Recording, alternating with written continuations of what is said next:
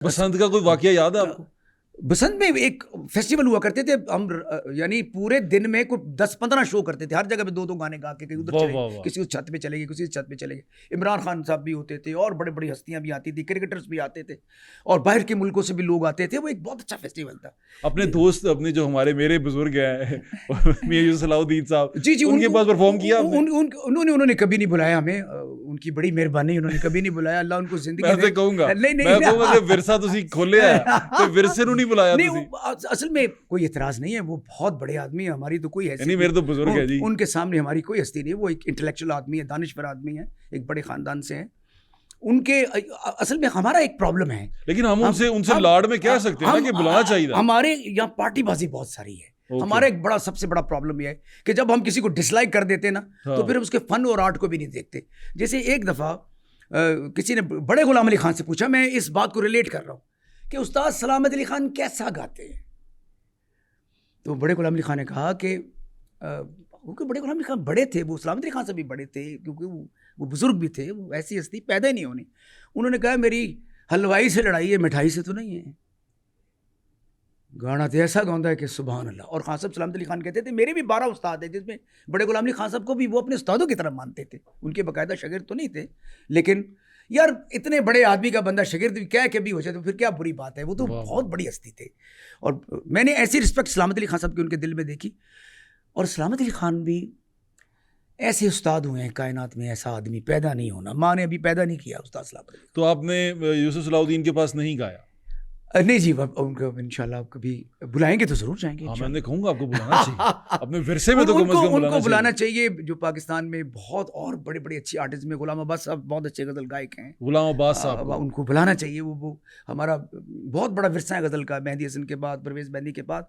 अच्छा, उनके वो मेहंदी हसन तरह के इस तरह आर्टिस्ट है कि फिल्मों में भी उनका बहुत बड़ा स्कोर है, बिल्कुल, और गजल की गायकी में भी बहुत बड़ा गुलाम अब्बास साहब को। उनको शफकत अली खान साहब मेरे जो फर्स्ट कजन है, ऐसा आर्टिस्ट माँ ने पैदा नहीं करना। शफकत अली खान उनको चाहिए, ऐसे लोगों को बुलाएं। छोड़े यार ये नहीं बुलाएंगे, दिलों में क्या बात लेके लगता है कि इतनी देर क्यों कर दी, शायद बुला लेंगे, लेकिन मैं ये आपका पैगाम और आपकी बात उन तक जरूर पहुंचाऊंगा। उन पे बिल्कुल असर नहीं होगा। नहीं, मैं कराऊंगा सर, मैं तो उनसे लाड में भी करवाऊंगा। मेरे साथ उनकी वो है लाड थोड़ा सा मैं कर लेता हूँ। हम उनकी कदर इसलिए भी करते हैं कि वो इलामा साहब की।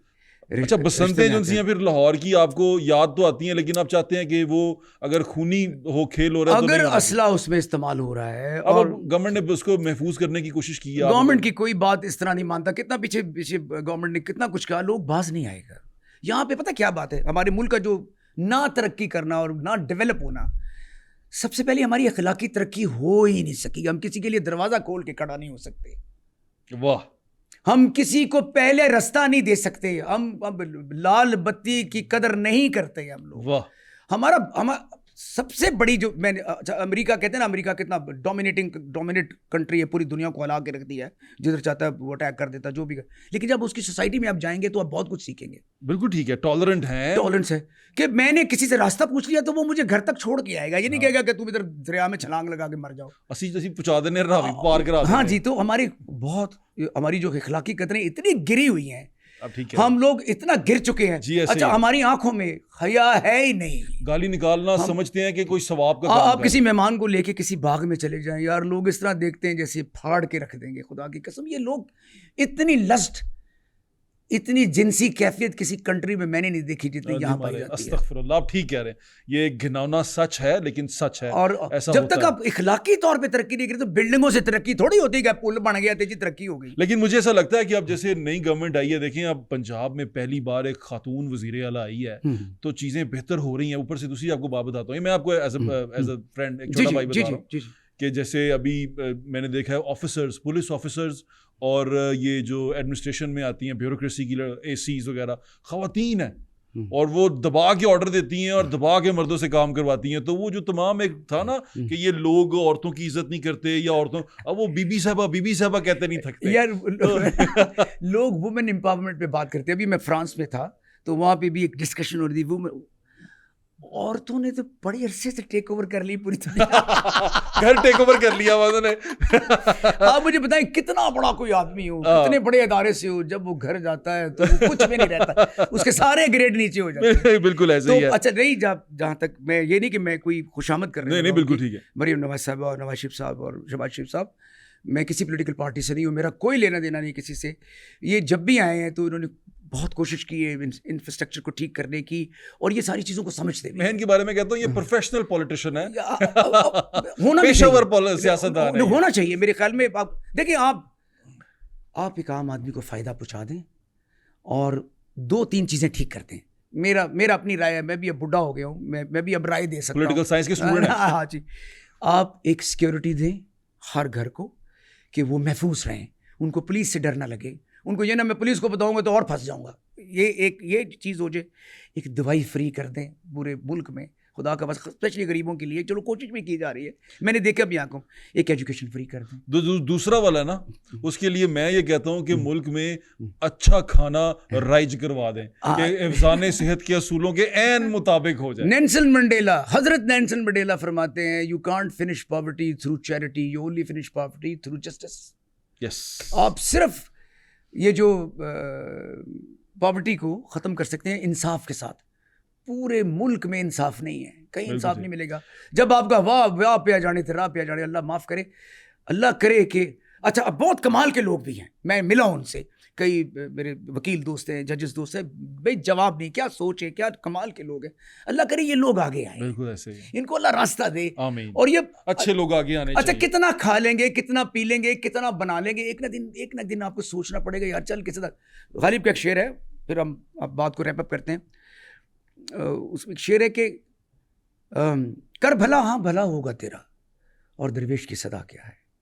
हमने माना कि कुछ नहीं गालिब, मुफ्त आता है तो बुरा क्या है। वाह वाह वाह वाह, गालिब का शेर देवानंद के स्टाइल में वाह वाह वाह, कमाल कर गए। शो को एंड करेंगे, डिस्कशन मेरा तो दिल कर रहा है ये होती रहे, इसकी नशिस्त एक और रखेंगे इंशाल्लाह। Thank you for your time. आपका बहुत शुक्रिया, आपकी इज्जत अफजाई का शुक्रिया। आप आए, आपने हमारे इस जो सा है टेबल, इसको रौनक बख्शी, आपका बहुत शुक्रिया।